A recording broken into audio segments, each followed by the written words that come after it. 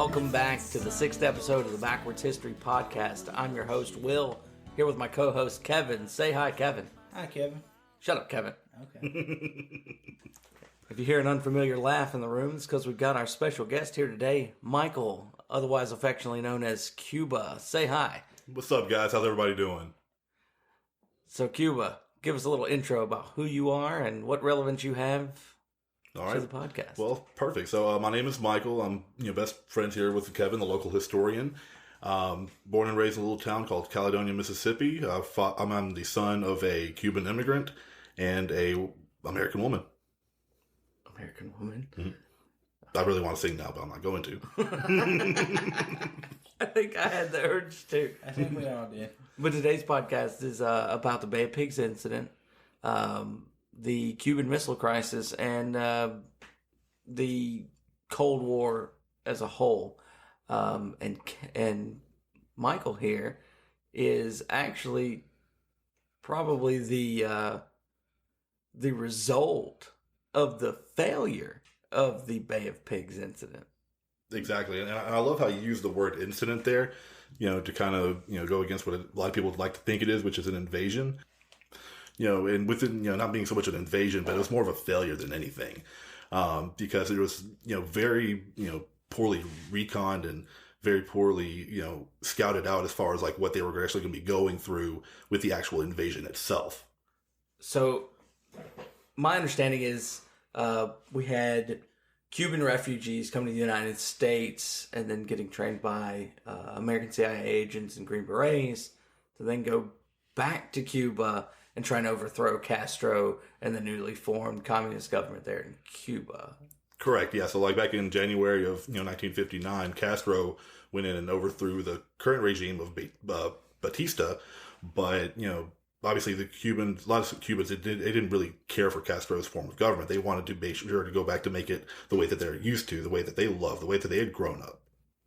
I want to say that the involvement of the Americans in Cuba at the time was mostly because of when Castro took over, he nationalized all of the industries and shops and businesses and things like that, including American businesses that were there in Cuba at the time.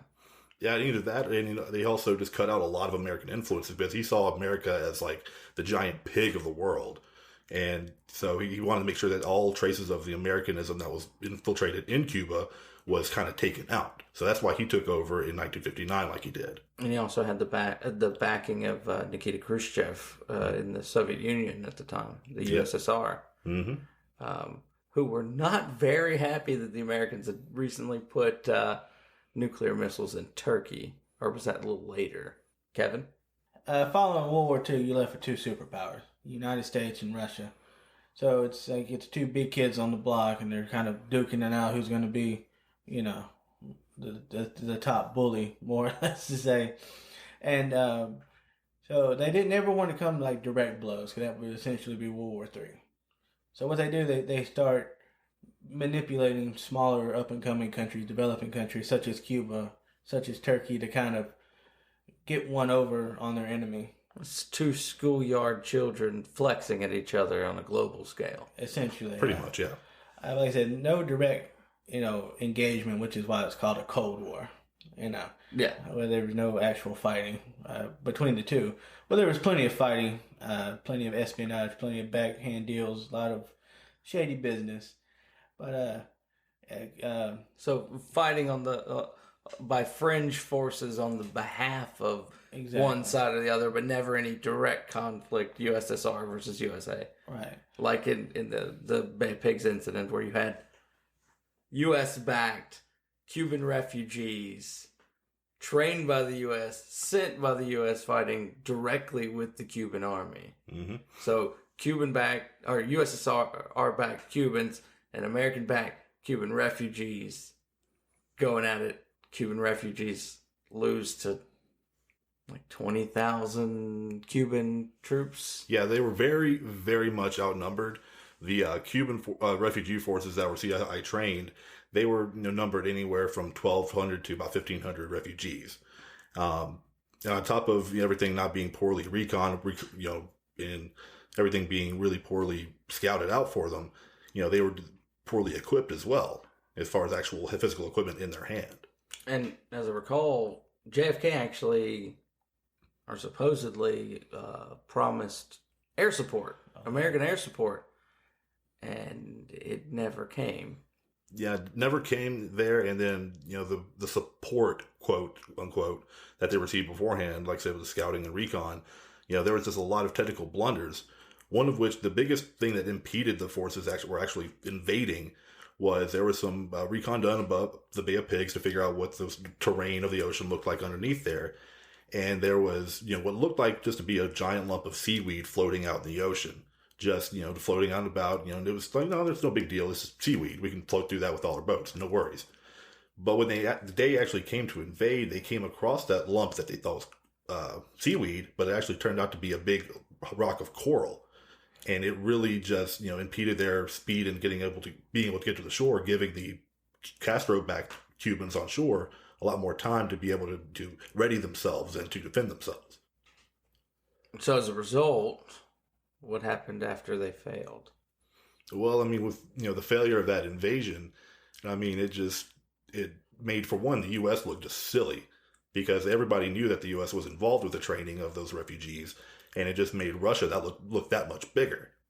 Made JFK look a little weak in his own admission. I would say, well, maybe not in his admission, but it was openly popular that he may have looked weak, at least to his cabinet members or the media at the time. I believe so. You essentially have a communism starting to spring up in your backyard. 90 miles off the coast, Florida there, and the USSR sees an opportunity to gain a foothold in the Western Hemisphere. And a lot of, this is not long after then the World War II, Cold War tensions running high. And a lot of, like you mentioned, cabinet members wanted a strong stance against any kind of communist force in this hemisphere. We wanted it to be dominated by democracy, capitalism. And so he did catch a lot of flack for appearing weak on the world stage.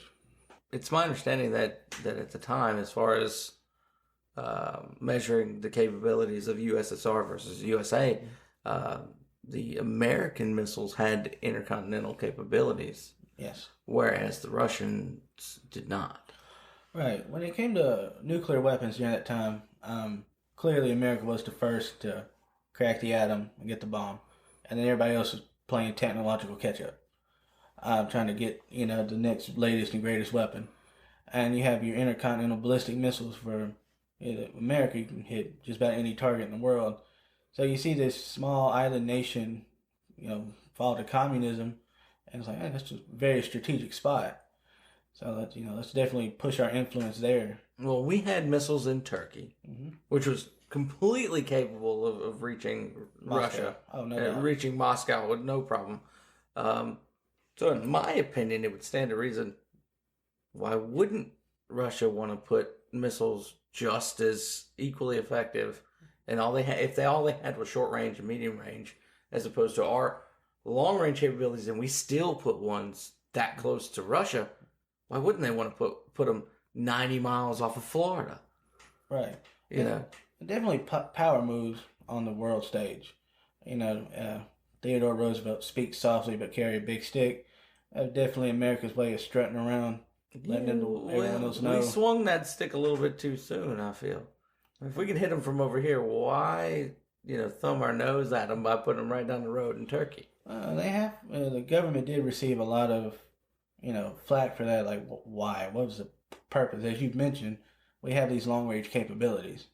Why do we need to more or less poke the bear by putting these missiles here? Right. And it's my understanding of the Cuban Missile Crisis was basically the United States Navy putting a blockade around Cuba, basically saying, hey, you cross, because the Russians were sending more missiles and aid by boat to Cuba, and said, hey, you cross this line, it's on. That's it. Right.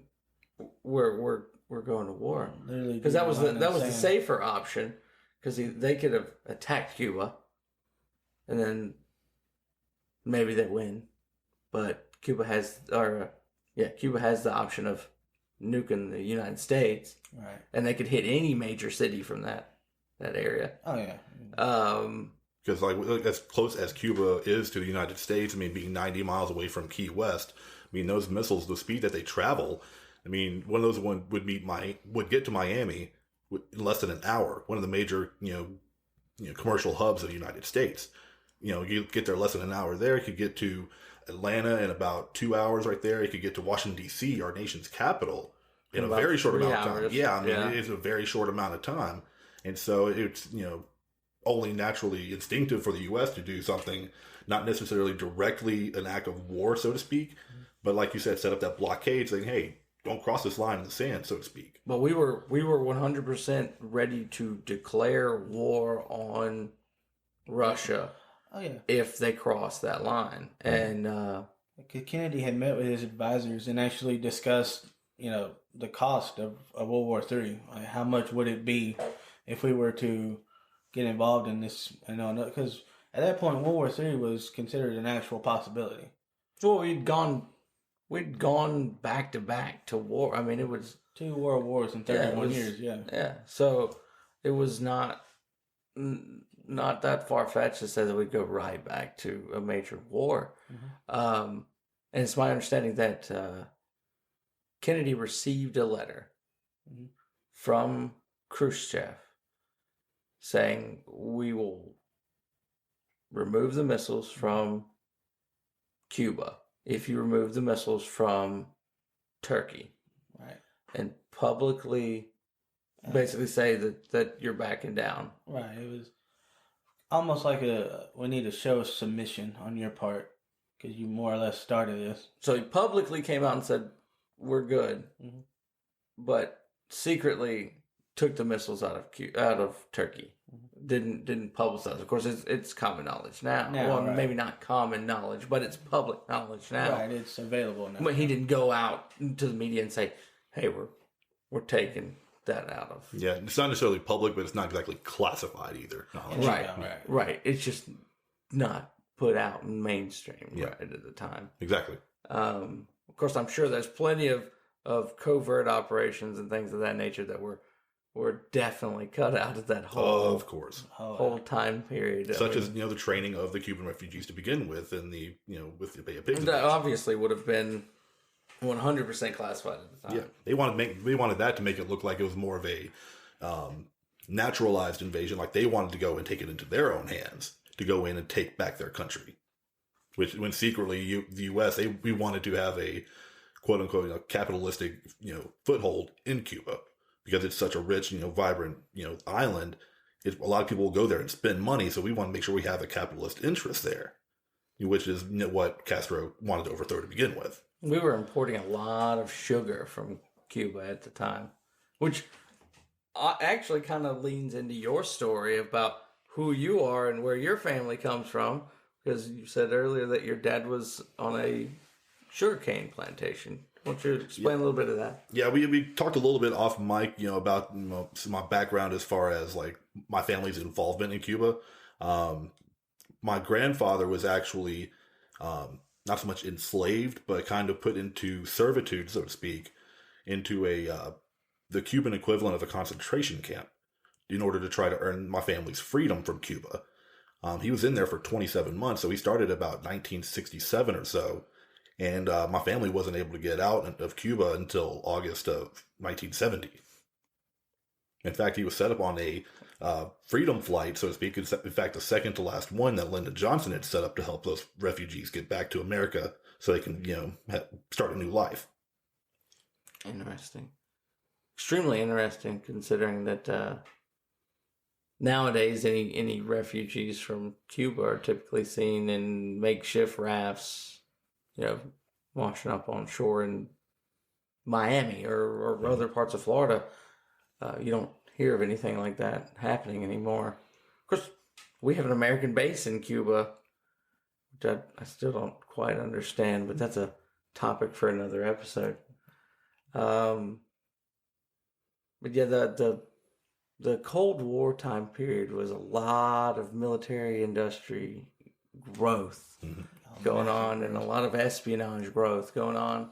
Like there's whole museums dedicated to nothing but the covert ops tech and skill sets and things like that. And we, as Americans, have romanticized the CIA agent for decades in movies and all kinds of other media.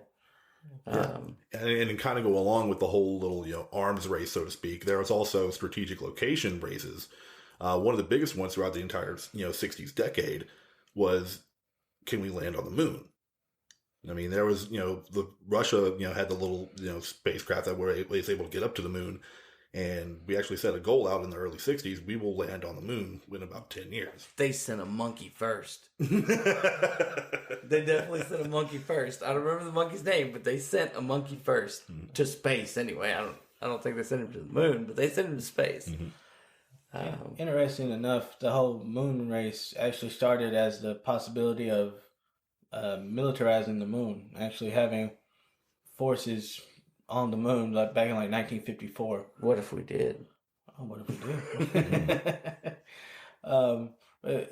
You mentioned the military-industrial complex. It really starts to grow, and they had these grand desires to, as Michael had mentioned, get these strategic places in order to, one-up the enemy.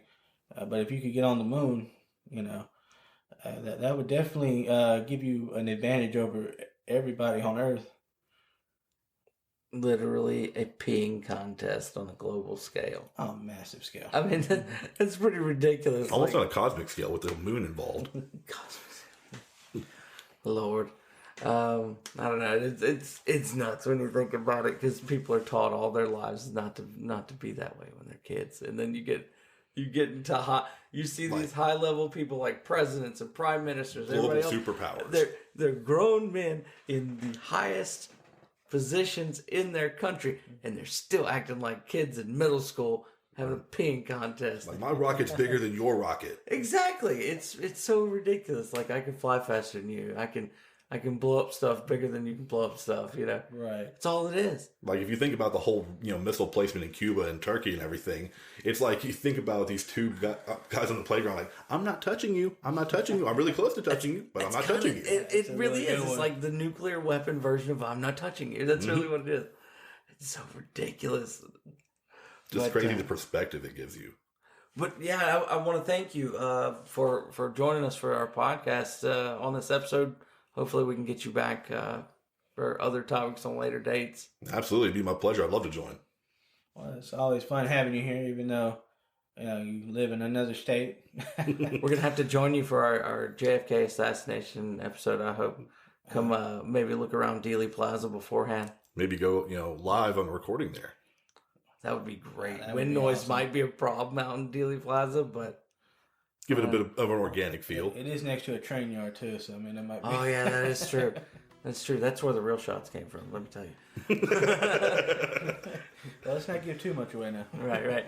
But as always, don't believe anything we say at face value. Please do your own research. And as always, trust, but verify.